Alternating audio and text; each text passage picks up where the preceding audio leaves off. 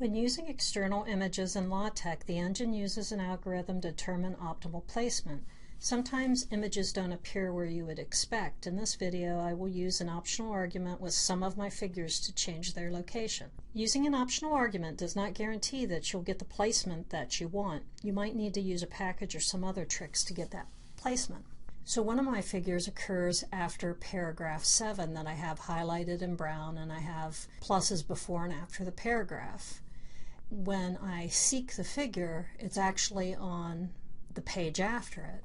So I want to try to force it right behind the paragraph where it occurs in the code. So what I'm going to do is I'm going to use an optional argument, square brackets, and I'm going to place an H for here.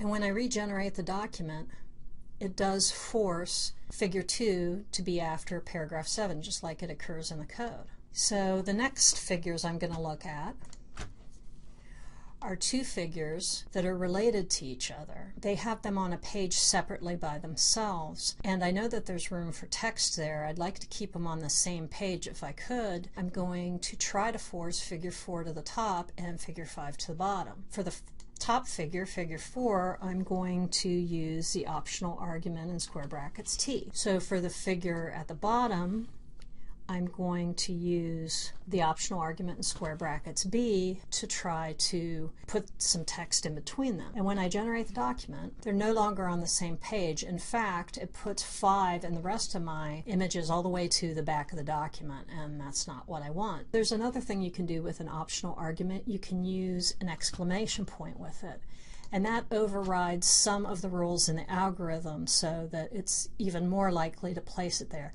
It doesn't guarantee it, but it's more likely. So now when I generate the document, both figure 4 and figure 5 are on the same page with some text between.